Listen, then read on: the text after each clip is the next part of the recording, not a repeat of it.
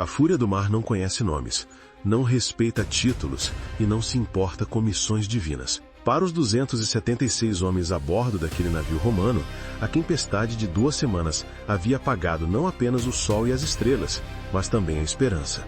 E entre eles, um prisioneiro judeu chamado Paulo, a caminho de seu julgamento em Roma, parecia destinado a encontrar seu fim não diante de César, mas nas profundezas do Mediterrâneo.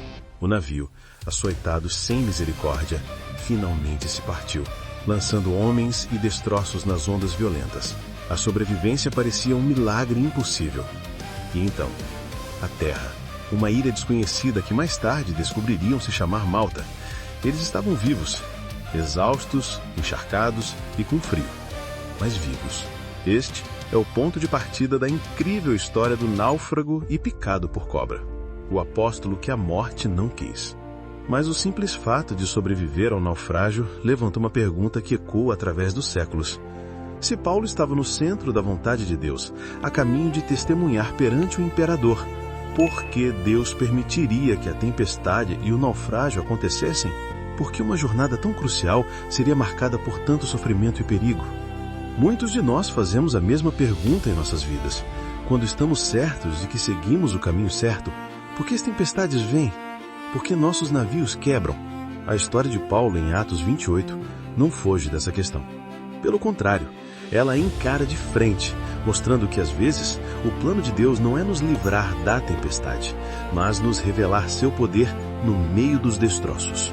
Eles haviam escapado do mar, mas o frio cortante da chuva era agora o inimigo. Precisavam de fogo, precisavam de calor para afastar a morte que ainda os rondava.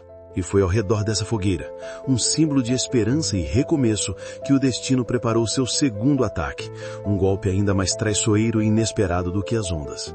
Enquanto Paulo, agindo não como um prisioneiro desanimado, mas como um servo proativo, juntava um feixe de gravetos para alimentar as chamas, o calor despertou algo que estava escondido na madeira.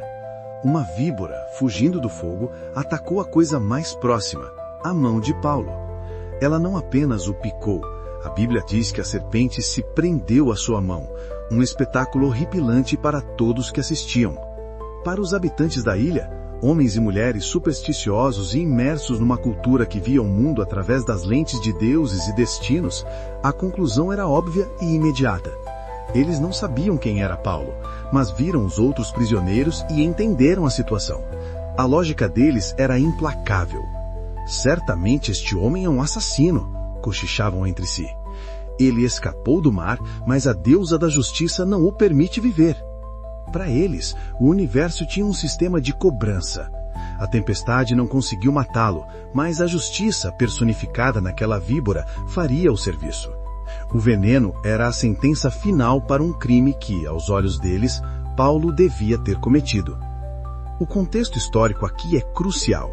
Eles não estavam apenas sendo cruéis, estavam interpretando o evento com base em sua cosmovisão. Acreditavam em um poder chamado Dike, a deusa grega da justiça e da ordem moral, que garantia que ninguém escapasse do que merecia. A cena se tornou tensa.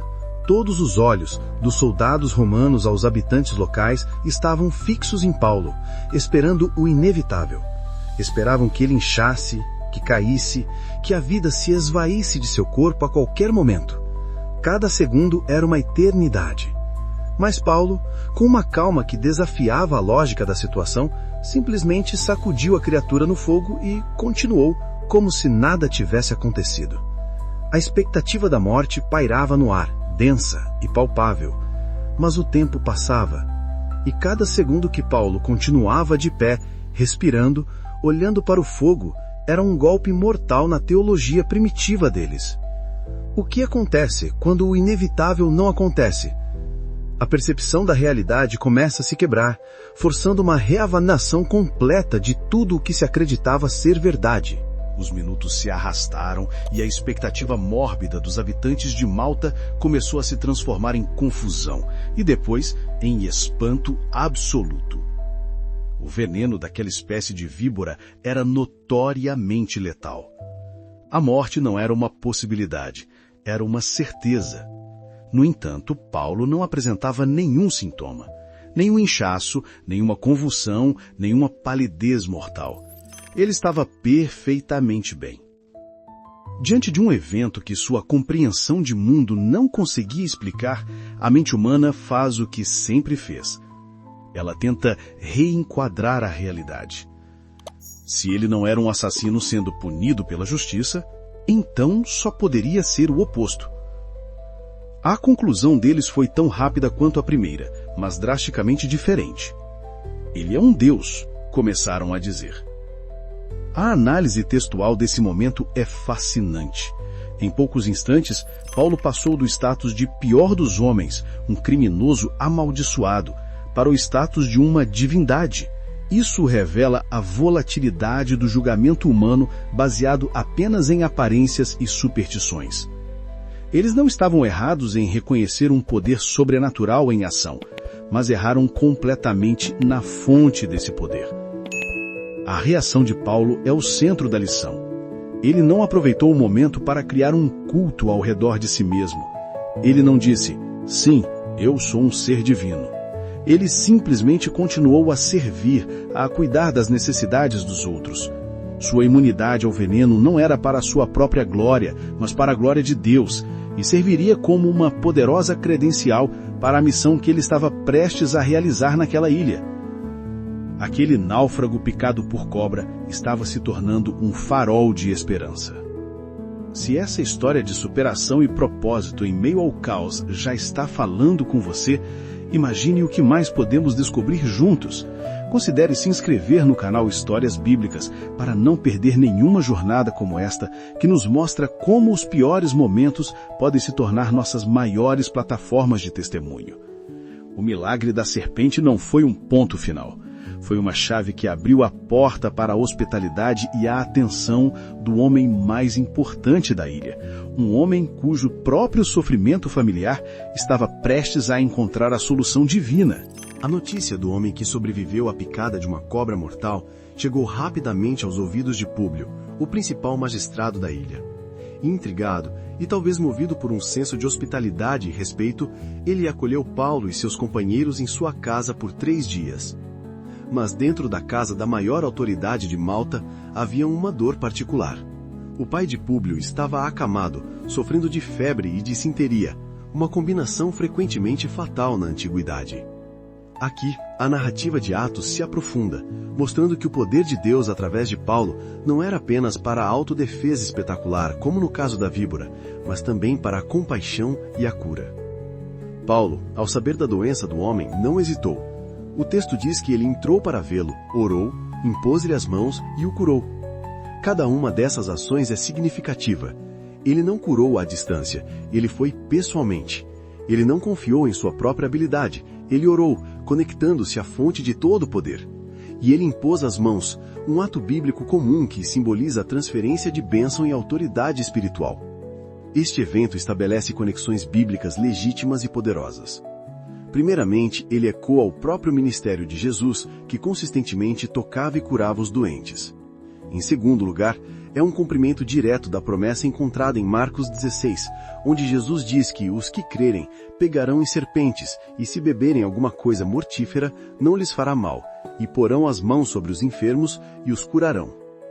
A experiência de Paulo em Malta é uma demonstração literal dessa promessa.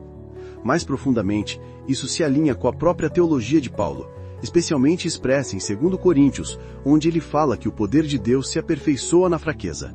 Pense nisso. Paulo era um prisioneiro, um náufrago, fisicamente vulnerável, mas espiritualmente ele era o homem mais poderoso da ilha. Sua fraqueza circunstancial tornou-se o palco perfeito para a exibição da força de Deus. A notícia se espalhou como fogo pela ilha. A cura do pai de Públio não foi um evento privado, tornou-se um testemunho público que transformaria a estadia forçada de Paulo em uma missão de misericórdia em larga escala. O que começou com a cura de um homem idoso na casa do governador se transformou em um avivamento de cura em toda a ilha de Malta. O texto de Atos 28 nos diz que, depois da cura do pai de Públio, os restantes dos doentes da ilha vieram e foram curados. Imagine a cena. Um prisioneiro náufrago que deveria estar desmoralizado e focado apenas em sua própria sobrevivência, torna-se o canal da graça e da cura de Deus para toda uma população. Os homens que chegaram à ilha como indigentes desesperados foram tratados com grande honra. Quando finalmente partiram 3 meses depois, os habitantes da ilha, em gratidão, forneceram-lhes tudo o que precisavam para o resto da viagem a Roma. Aqui está a aplicação contextualizada para nós hoje. A história do náufrago e picado por cobra, o apóstolo que a morte não quis, é um poderoso lembrete de que nossos naufrágios podem ser os lugares de nosso maior propósito. O naufrágio na sua vida pode ser a perda de um emprego, o fim de um relacionamento, um diagnóstico assustador. A picada da cobra pode ser uma traição, uma palavra de calúnia, uma crise inesperada que ameaça envenenar sua alma. A lição de Paulo em Malta é esta: Deus não promete nos isentar das tempestades ou das picadas de cobra da vida, mas Ele promete estar conosco nelas e usá-las para um propósito maior. O veneno que deveria te destruir pode se tornar a prova do poder de Deus em você. A ilha do seu naufrágio, o lugar onde você se sentiu perdido e abandonado, pode se tornar o campo da sua missão mais frutífera. Paulo não escolheu ir para Malta, mas uma vez lá, ele floresceu onde foi plantado. Ele transformou uma crise em uma oportunidade, um desastre em um ministério.